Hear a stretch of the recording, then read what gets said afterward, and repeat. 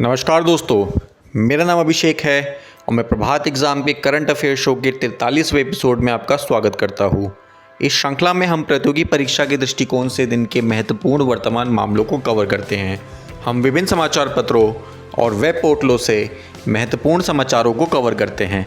इस current affair show को देखने के बाद आपको किसी भी न्यूज़ पोर्टल पर जाने की या न्यूज़पेपर पढ़ने की आवश्यकता नहीं है। तो चलिए शुरुआत करते हैं आज की वीडियो से।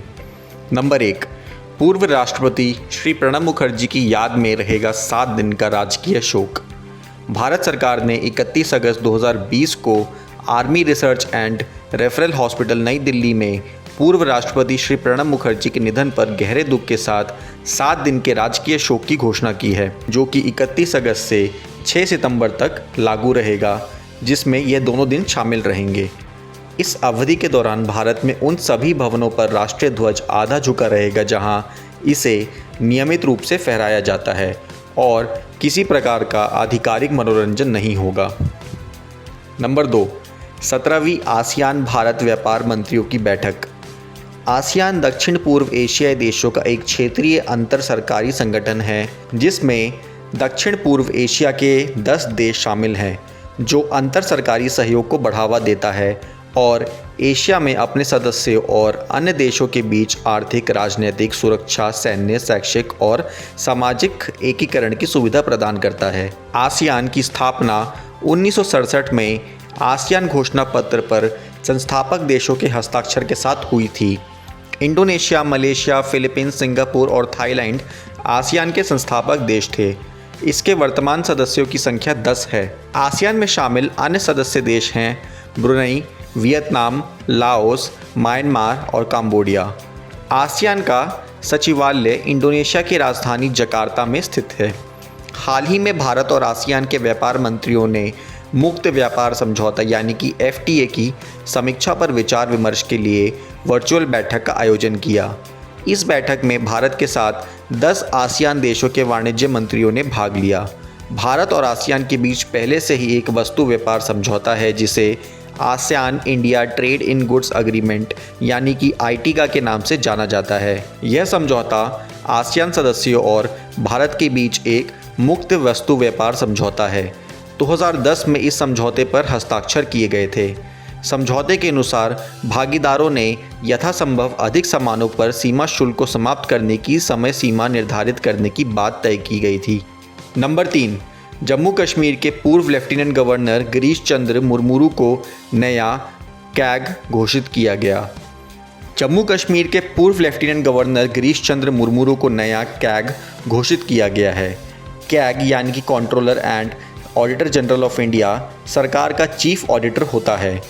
इसे हिंदी में भारत का नियंत्रक और महालेखा परीक्षक भी कहा जाता है।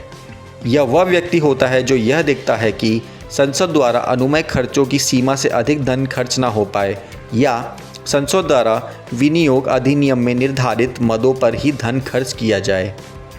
कैग से जुड़े कुछ संवैधानिक प्रावधान इस प्रकार है। अनुच्छेद 148, अनुच्छेद 149, अनुच्छेद 150, अनुच्छेद 151 और अनुच्छेद 279।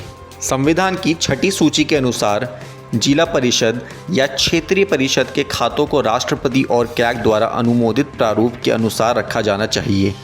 इन निकायों के खातों का लेखा जोखा इस तरह से करना होगा जिस प्रकार कैग उचित समझता है और ऐसे खातों से संबंधित रिपोर्ट राज्यपाल को प्रस्तुत की जाएगी, जो विधानमंडल के समक्ष रखी जाती है। कैग की स्वतंत्रता की सुरक्षा के लिए संविधान में भी कई प्रावधान किए गए हैं। कैग राष्ट्रपति की सील और वारंट द्वारा नियुक्त किया जाता है और इसका कार्यकाल 6 वर्ष या 65 वर्ष की आयु तक होता है, दोनों में से जो भी पहले हो।